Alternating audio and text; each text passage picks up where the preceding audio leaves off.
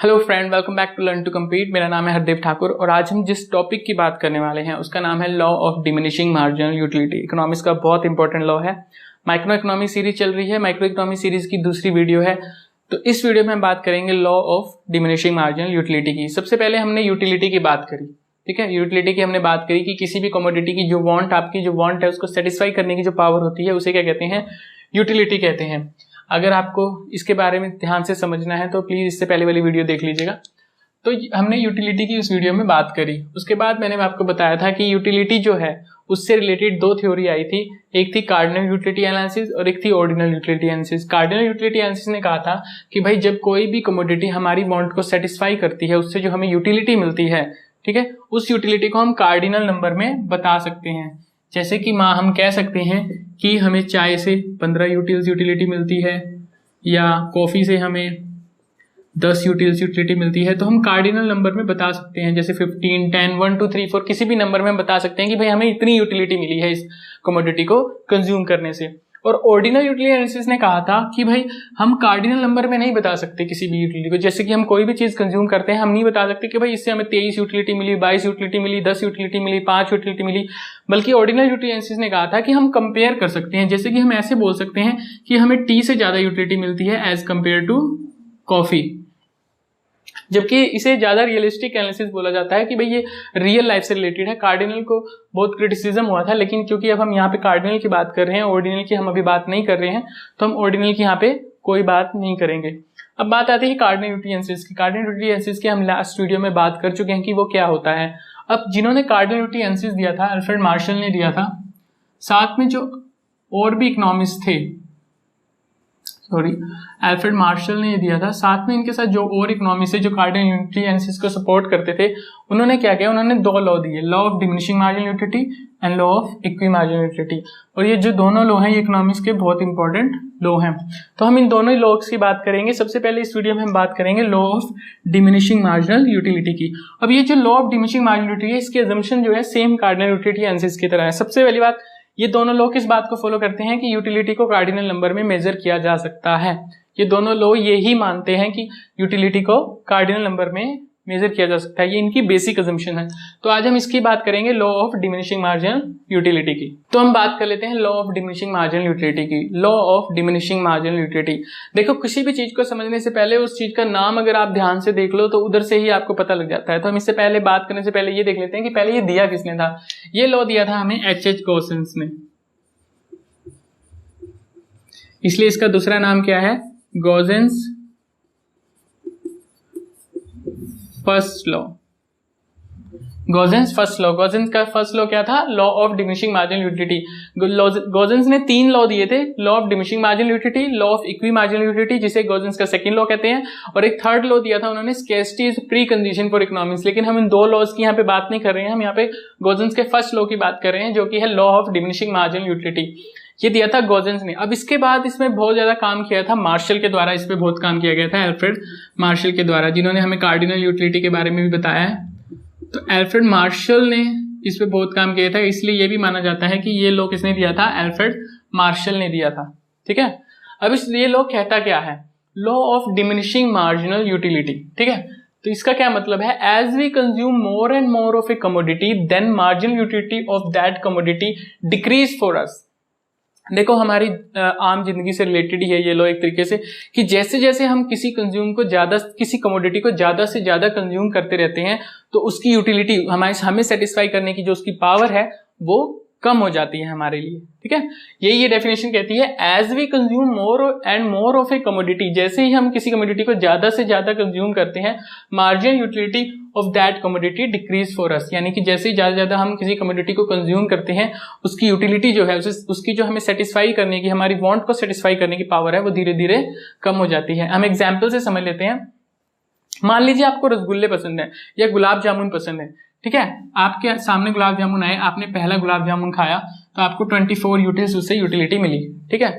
24 utils utility आपको उससे मिली। आपने तभी दूसरा खा लिया, आपको उसको यूटिलिटी तो मिलेगी लेकिन पहले वाले से कम मिलेगी, ठीक है। मान लीजिए इसमें आपको 18 यूटिलिटी मिली। फिर आपने तीसरा कंज्यूम कर लिया तो आपको कितनी मिली, 12 यूटिल्स यूटिलिटी मिली। इस तरह से जैसे जैसे आप कंज्यूम करते जाएंगे आपकी यूटिलिटी क्या है, कम हो रही है। एक टाइम ऐसा आया जब आपको यूटिलिटी 0 होगी, अब आपका बिल्कुल खाने का मन नहीं है, अब आपको अगर जबरदस्ती खिलाया जाएगा तो आपको यूटिलिटी जो मिलेगी वो माइनस में मिलेगी। ठीक है, तो ये क्या हो रहा है, मार्जिनल यूटिलिटी किसे कहते हैं कि जैसे ही हम एक एक्स्ट्रा क्वांटिटी कंज्यूम करते हैं उससे हमें कितनी यूटिलिटी मिलती है। पहले हमने कोई कंज्यूम नहीं करी थी, जब हमने पहली कंज्यूम करी हमें 24 मिली, तो मार्जिनल यूटिलिटी क्या है 24। जब हमने एक और एक्स्ट्रा कंज्यूम करी तो हमें कितनी मिली 18 यूटिलिटी, तो ये क्या है मार्जिनल यूटिलिटी। फिर एक और कंज्यूम करी तो हमें कितनी मिली 12 यूटिलिटी, तो ये क्या है मार्जिनल यूटिलिटी। तो मार्जिनल यूटिलिटी क्या हो रही है, डिक्रीज होती जा रही है। तो ये लॉ क्या कहता है, जैसे जैसे हम ज्यादा क्वांटिटी कंज्यूम कर रहे हैं, पहली क्वांटिटी दूसरी क्वांटिटी तीसरी, तो हमारी मार्जिनल यूटिलिटी क्या हो रही है, डिक्रीज होती जा रही है। अब एक बार डायग्राम के थ्रू भी देख लेते हैं हम इसे। ये देखिए डायग्राम में, ये हमने लिया है एक्स एक्सिस पे लिया है क्वांटिटी को, ठीक है, और वाई एक्सिस पे हमने लिया है यूटिलिटी को। ठीक है, अब पहली क्वांटिटी जब हमने कंज्यूम करी, फर्स्ट क्वांटिटी जो हमने कंज्यूम करी, तो हमें कितनी यूटिलिटी मिली थी 24 यूटिल्स, यानी कि पहली क्वांटिटी कंज्यूम करी तो कितनी यूटिलिटी मिली 24 यूटिलिटी, यानी कि इस पॉइंट पे। ठीक है, अब जब दूसरी क्वांटिटी कंज्यूम करी तो कितनी यूटिलिटी मिली 18 यूटिलिटी। 18 कहाँ है, यहाँ पे, तो मिली 18 यूटिलिटी, यानी कि इस पॉइंट पे। अब जब तीसरी यूनिट कंज्यूम करी तो मिली 12 यूटिलिटी इस पॉइंट पे। ठीक है, चौथी कंज्यूम करी तो मिली 6 यूटिलिटी यहां पे।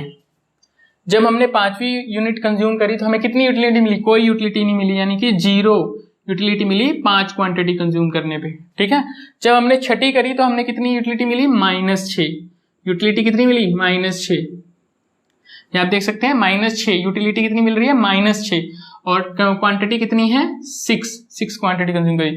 तो जब हम इनको मिलाएंगे तो हमें क्या मिलेगी, मार्जिनल यूटिलिटी कर्व। और मार्जिनल यूटिलिटी कर्व क्या होती है, हमेशा डाउनवर्ड स्लोपिंग होती है।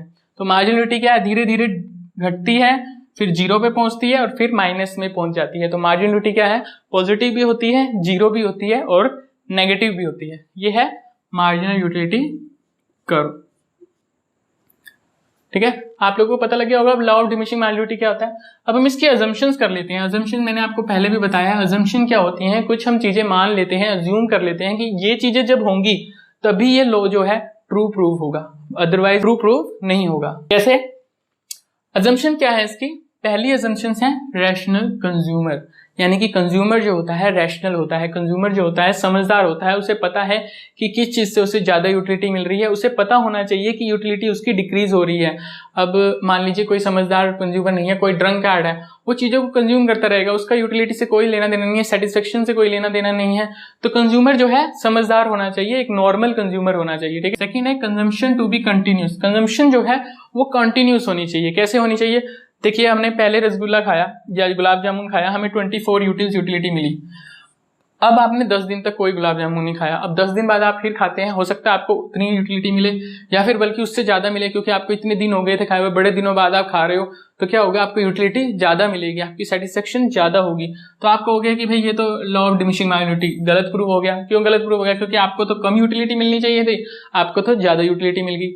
तो ये कब ट्रू प्रूव होगा, जब कंजम्पशन क्या होगी, कंटिन्यूस होगी, यानी कि आपने एक खाया फिर दूसरा खाया फिर तीसरा खाया, तब आपकी मार्जिनल यूटिलिटी क्या होगी, डिक्रीज होगी। ऐसा नहीं कि आप एक आज खा रहे हो, एक खा रहे हो आप 15 दिन बाद, तो उससे यूटिलिटी डिक्रीज नहीं होगी, क्योंकि आपको बड़े दिन हो गए, आपकी उससे और सेटिस्फेक्शन बढ़ेगी।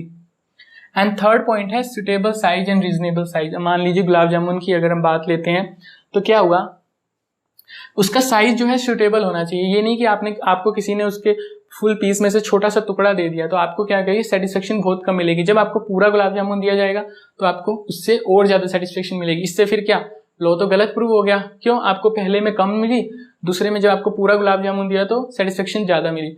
तो क्या है, उसका साइज जो है रीजनेबल होना चाहिए। यानी कि मान लीजिए हम एक पानी का एग्जाम्पल लेते हैं, आप पानी पीते हैं, पहला गिलास पीते हैं, आपको यूटिलिटी मिलती है, ठीक है।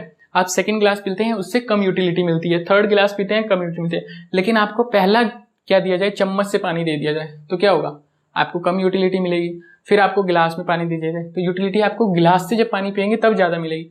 तो इसका मतलब है कि रीजनेबल साइज होना चाहिए। ये नहीं कि आपको पहले चम्मच से दे दिया फिर गिलास से दे दिया, तो फिर तो आपकी यूटिलिटी बाद में ज्यादा होगी।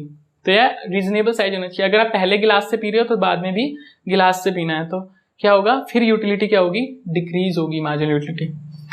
फोर्थ पॉइंट है नो चेंज इन फैशन, यानी कि क्या है, इसमें क्या होना चाहिए, आपका जो है टेस्ट में, प्रेफरेंस में कोई चेंज नहीं होना चाहिए। ये नहीं कि आपको आज गुलाब जामुन पसंद है, थोड़ी देर बाद आपको गुलाब जामुन पसंद होना ही बंद हो गया, मतलब आप कुछ और पसंद करने लग गए हो अब, तो उससे क्या होगा, यूटिलिटी आपकी सीधा जीरो आ जाएगी। अब आपको पसंद ही नहीं है तो मार्जिनल यूटिलिटी डिक्रीज नहीं होगी, सीधा जीरो हो जाएगी। एंड फिफ्थ पॉइंट है नो चेंज इन प्राइस। क्या होता है, कोई भी चीज हम क्वांटिटी खरीदते हैं, कोई भी चीज हम खरीदते हैं, जैसे जैसे हम उसे और ज्यादा खरीदने लगते हैं, हमारे पास ज्यादा आती रहती है, उसकी मार्जिनल यूटिलिटी कम हो जाती है, फिर हम उसे कम खरीदना शुरू कर देते हैं। अब एकदम से उसका प्राइस डिक्रीज हो गया तो आप क्या करोगे, चाहे उसकी यूटिलिटी कम मिले, आप चीजें ज्यादा खरीद लोगे।